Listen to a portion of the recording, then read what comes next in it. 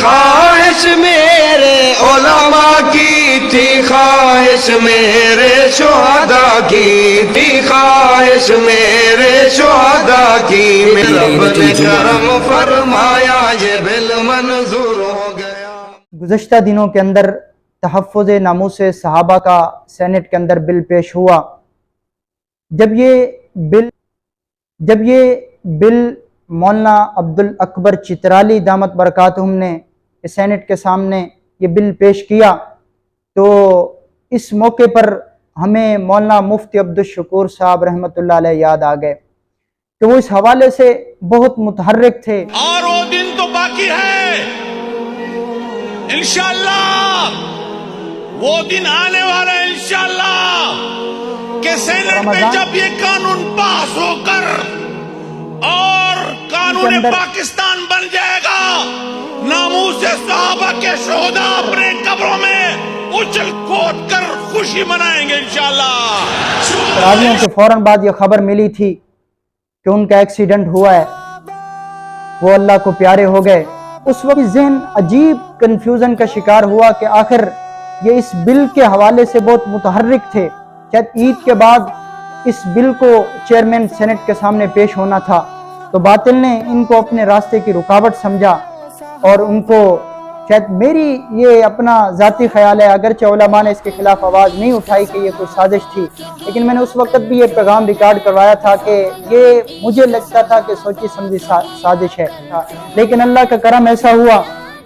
کہ الحمدللہ تحفظ ناموس صحابہ کا بل پیش ہوا اور دشمنوں کی صفوں میں کھلبلی سی مچ گئی، کئی چہرے بے نقاب ہو گئے اور دشمنان صحابہ خود بخود سامنے آ رہے ہیں۔ وہ آ کے خود ہی کہہ رہے ہیں کہ ہم اس بل کو نہیں مانتے، حالانکہ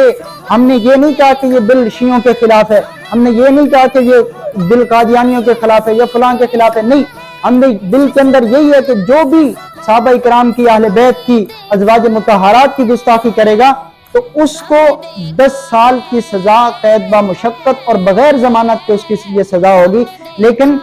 وہ کہتے ہیں نا کہ چور کی داڑھی میں تنکا، بادشاہ کو چور نہیں مل رہا تھا، اس نے کہا تھا کہ چور کی داڑھی میں تنکا، وہ چور کھڑا تھا، اس نے اپنی داڑھی میں ہاتھ لگایا، انہوں نے کہا پکڑ لو اس نام مراد کو، یہی چور ہے۔ تو آج یہی جو آج شور مچا رہے ہیں سوشل میڈیا پہ آ کے، یہی دشمنان صحابہ ہیں۔ الحمدللہ یہ پھر دشمن بھی سن لے، ہم تحفظ ناموس صحابہ ہو، یہ ہمیں بڑے تانے دیتے ہیں کہ یہ فرقہ واریت ہے مولویوں کے اندر، مولوی ایک دوسرے کو کافر کہتے ہیں، لیکن یہ ہمارا دشمن سن لے کہ تحفظ ناموس صحابہ کا مسئلہ ہو، تحفظ ناموس رسالت کا مسئلہ ہو، قرآن کا مسئلہ ہو، قرآن کی بے حرمتی کا مسئلہ ہو، دین اسلام کے کسی بھی شاعر کا مسئلہ ہو،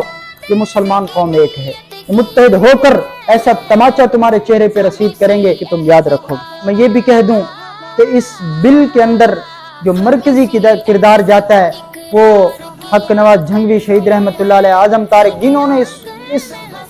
بل کے لیے، صحابہ کرام کی عظمت کے لیے جنہوں نے اپنا تن من دھن